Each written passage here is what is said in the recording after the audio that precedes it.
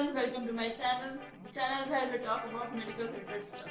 So आज हम करने वाले हैं कुछ मीम्स का रिव्यू जो कि मेडिकल स्टूडेंट से रिलेटेड है या फिर मेडिकल लाइफ से रिलेटेड है। तो चलिए देखते हैं। How I felt when I was in high school and how I feel being in mid school. So सब ही रिलेट कर सकते हैं, जो कि first year, second year, third year, fourth year कोई भी बच्चा हो, सब जानते हैं कि जब हम स्कूल में होते हैं तो बहुत छोट कम पढ़ाई करनी पड़ती है और हम हर चीज़ में टॉप कर लेते हैं, बहुत जल्दी पढ़ाई हो जाती है, खेल भी लेते हैं और लाइफ एंजॉय भी कर लेते हैं। लेकिन जब हम मिड स्कूल में आते हैं तो बुक्स में क्या लिखा है, वो क्या कहना चाहता है, उसका मतलब क्या है, ये सब समझना बहुत मुश्किल होता है। और स्टार्टिंग में तो कुछ समझ में ही नहीं आता है, पर धीरे धीरे हम उसको भी हैंडल कर लेते हैं। तो हम सब स्टार्टिंग में जब नई बुक्स आती है तो ये चिंपांजी की तरह ही नई बुक को देखते हैं कि ये क्या है, इसमें क्या दिया है। तो देखते हैं हम सेकेंड मीम। तो मीम बोलता है एक तरफ आरएनए दिखाया गया है, एक तरफ डीएनए दिखाया है और ये मेडिकल स्टूडेंट विल अंडरस्टैंड, पर आई थिंक ये गलत है। स्टैंडर्ड 11th स्टैंडर्ड के बच्चे भी इसे बहुत अच्छे से समझ सकते हैं, क्योंकि डीएनए आरएनए तो हमें 12th में पढ़ा सकता है। इलस्ट्रेट अच्छा किया गया है, उसके बाद को ही डीएनए और आरएनए बनाया है। So good one.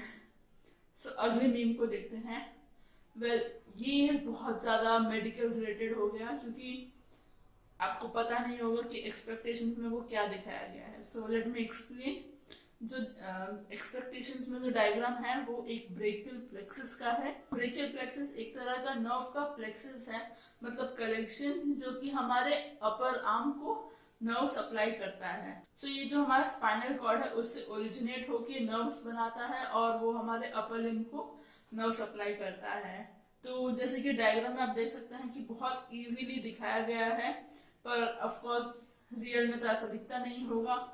तो ये मेस इतना भी नहीं, लेकिन it really looks like a mess of noodles, क्योंकि सारे एक ही साइज के होते हैं और बहुत कॉम्प्लिकेटेड हो जाता है। कुछ को आइडेंटिफाई करना इजी होता है, लेकिन सबको बस टॉपर्स ही कर सकते हैं, नॉर्मल इंसान को तो बिल्कुल नहीं।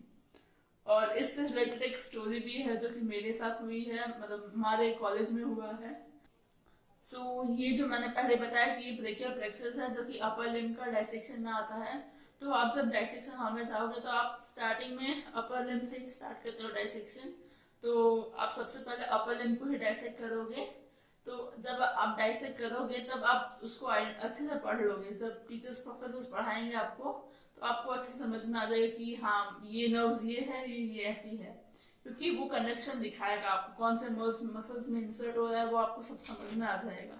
लेकिन जब आप और आगे बढ़ोगे अपर लिम्ब में तो उसको सेपरेट करने के लिए यहाँ से वो प्लेक्सस को काट दिया जाता है।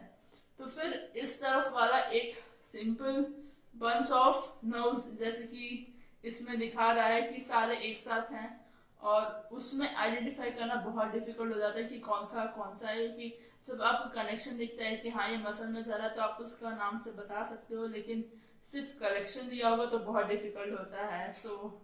हमारे एग्जाम में ये हुआ है। नेक्स्ट मीम एनार्ट वाइवा का बताया गया है। इसमें after doing correct side determination of bones examiner, ज्यादा उत्तेजित होने की जरूरत नहीं है। इतना रूडली तो कोई एग्जामिनर मुझसे बात नहीं किया है। हाँ, अब आप पूछोगे साइड डिटर्मिनेशन में क्या है। आपको पता है हमारे पास 2 हाथ और 2 पैर हैं। हमारे बहुत सारे बोन्स जो होते हैं वो पैर्स में प्रेजेंट होते हैं, जैसे कि हमारे अपर लिम्ब, ह्यूमर, फीमर और अपने रिब्स हो गई, ये सब पैर में प्रेजेंट होते हैं। तो आपको एमबीबीएस के फर्स्ट ईयर में पढ़ाया, सेम एनाट में पढ़ाया जाएगा कि साइड डिटर्मिनेशन करना कैसे है, कि वो राइट साइड का बोन है कि लेफ्ट साइड का बोन। आपको जब एनाट का वाइवा होता है तो उसमें सबसे इम्पोर्टेंट पार्ट बोन्स होता है। तो आपको बोन्स आइडेंटिफाई करना है, उसके क्या फीचर्स बताने होते हैं कि उसमें से कौन से मसल ओरिजिन कर रहे हैं, उनमें बहुत सारे स्ट्रक्चर्स होते हैं, तो लिटरली आपको बताना पड़ेगा। तो ये जो बच्चा दिखाया गया है वो सिर्फ आइडेंटिफिकेशन करने के बाद ही खुश हो रहा है। सिर्फ आइडेंटिफिकेशन नहीं, उसको एक्सप्लेन भी करना उतना ही इम्पोर्टेंट है।